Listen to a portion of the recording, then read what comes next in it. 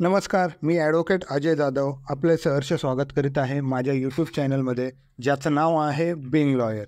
तर मी माझ्या मागच्या व्हिडिओमध्ये आपल्याला मुख्यमंत्री लाडकी बहीण योजनेचा फॉर्म जो आहे तो वेबसाईटमार्फत आणि ॲप्लिकेशनमार्फत नारी शक्ती दूत या ॲप्लिकेशनमार्फत कशा पद्धतीने भरायचं याची सविस्तर माहिती दिलेली होती आणि त्याप्रमाणे आपण अर्ज देखील भरला होता.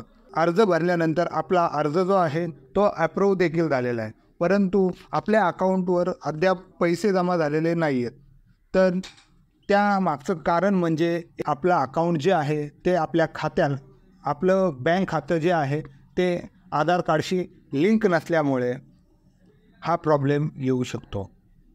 तर मित्रांनो, काळजी करू नका. मी आजच्या व्हिडिओमध्ये आपल्याला आपलं खातं जे आहे ते आधार कार्डशी लिंक आहे की नाही ते कशा पद्धतीने चेक करायचं आणि जर नसेल तर कशा पद्धतीने आपण आधार कार्ड जे आहे ते आपल्या बँक खात्याशी लिंक करून घेणार आहोत याची माहिती देणार आहोत.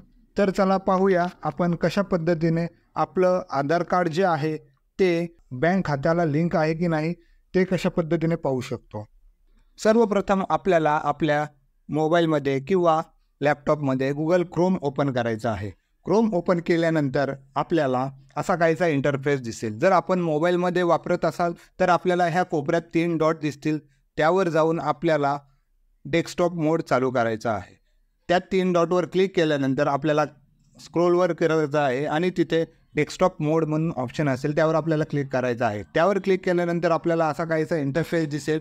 त्यानंतर आपल्याला गुगलमध्ये आधार कार्ड हे सर्च करायचं आहे. आधार कार्ड सर्च केल्यानंतर आपल्याला युनिक आयडेंटिफिकेशन अथॉरिटी ऑफ इंडियाची वेबसाईट दिसेल.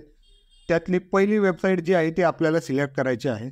सिलेक्ट केल्यानंतर आपल्याला असा काहीसा इंटरफेस दिसेल आणि त्यामध्ये आपल्याला आपली लँग्वेज सिलेक्ट करण्यासाठी बोललं जाईल. त्यावर आपल्याला इंग्लिशवर क्लिक करायचं आहे आणि पुढं जायचं आहे. पुढं गेल्यानंतर आपल्याला असा काहीसा इंटरफेस दिसेल. त्यावर आपल्याला माय आधार यावर क्लिक करायचं आहे. यावर क्लिक केल्यानंतर आपल्याला दुसऱ्या कॉलममध्ये दुसरं जे ऑप्शन आहे चेक आधार स्टेटस यावर क्लिक करायचं आहे. यावर क्लिक केल्यानंतर आपल्याला असा काहीसा इंटरफेस दिसेल. त्यामध्ये आपल्याला हे थंब इम्प्रेशनचं चित्र दिसेल. त्याखाली लॉग इन लिहिलेलं असेल. त्या लॉग इन लिहिलेल्या याच्यावर क्लिक करायचं आहे. आपल्याला लॉग इन वर क्लिक केल्यानंतर आपल्याला इथे आपला आधार कार्ड नंबर मागितला जाईल.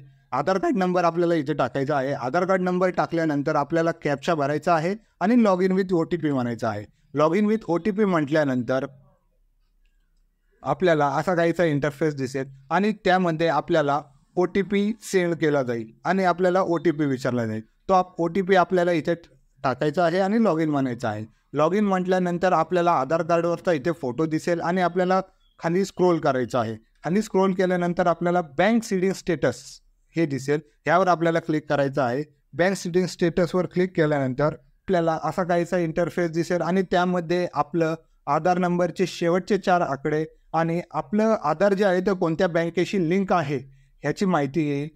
त्यानंतर बँक सीडिंग स्टेटस जे आहे ते ॲक्टिव्ह दिसेल आणि आपण अपडेट कधी आलं आहे त्याचं दिसेल. तर ह्यावरनं आपल्याला कळेल की आपण आपलं आधार कार्ड जे आहे ते कोणत्या बँकेशी लिंक झालेलं आहे. जर असेल तर आपल्या अकाउंटमध्ये पैसे येतील. आज नाही आले तर उद्या येतील, पण पैसे नक्की येणार आहेत. आणि पैसे येण्याची प्रोसेस जी आहे कम फर्स्ट गेट फर्स्ट ह्या हिशोबाने चालू आहे. तर त्यानंतर जर आपल्याला आपलं खातं जे आहे ते बँकेशी लिंक नाही आहे तर आपल्याला सिम्पली पुन्हा एकदा गुगलवर यायचं आहे. गुगलवर आल्यानंतर आपल्याला NCPI हे सर्च करायचं आहे. NCPI सर्च केल्यानंतर आपल्याला पहिली वेबसाईट जी आहे ती national payment corporation of India यावर क्लिक करायचं आहे. यावर क्लिक केल्यानंतर आपल्याला असा काहीचा इंटरफेस दिसेल.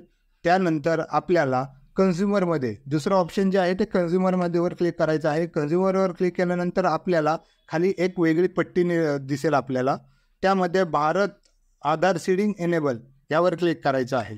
यावर क्लिक केल्यानंतर आपल्याला असा काहीचा इंटरफेस दिसेल. त्यावर आपल्याला आपलं आधार कार्ड टाकायचं आहे. रिक्वेस्ट फॉर आधार म्हटलं की तिथे सीडिंग म्हणायचं आहे. त्यानंतर आपल्याला आपल्या बँक विचारली जाईल. तर ह्या वेबसाईटनुसार आपल्याला ह्या 5च ज्या बँका आहेत, bank of Baroda, Canara bank, Indian bank आणि इंडियन ओव्हरसीज बँक आणि कर्नाटक विकास ग्रामीण बँक, ह्या 5 ह्या 5 बँकेचं ऑनलाईन पद्धतीने आपण करू शकतो. तर आपल्याला सीडिंग टाईप जे आहे ते फ्रेश म्हणायचं आहे. फ्रेश म्हटल्यानंतर आपल्याला खाली आपला अकाउंट नंबर टाकायचा आहे. अकाउंट नंबर टाकल्यानंतर परत कन्फर्म अकाउंट नंबर करायचा आहे आणि त्यानंतर आपल्याला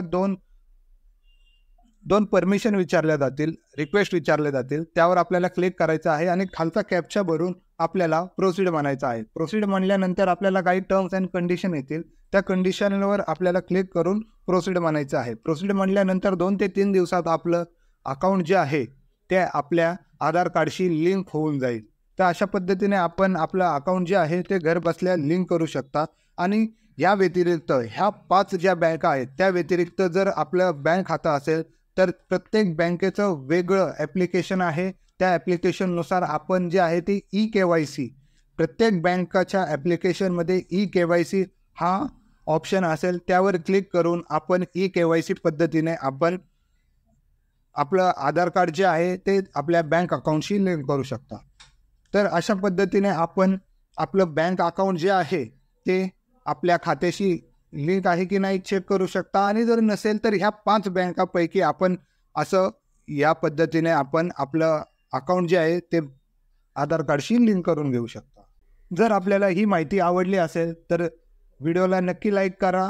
अशा नवनवीन व्हिडिओसाठी माझ्या यूट्यूब चॅनल बिंग लॉयरला सबस्क्राईब करायला विसरू नका. आणि आपल्या जवळच्या नातेवाईकांना व मित्रांना ही व्हिडिओ शेअर करून त्यांचं अकाउंट जे आहे ते आधार कार्डशी लिंक आहे की नाही हे तपासून घ्या. धन्यवाद.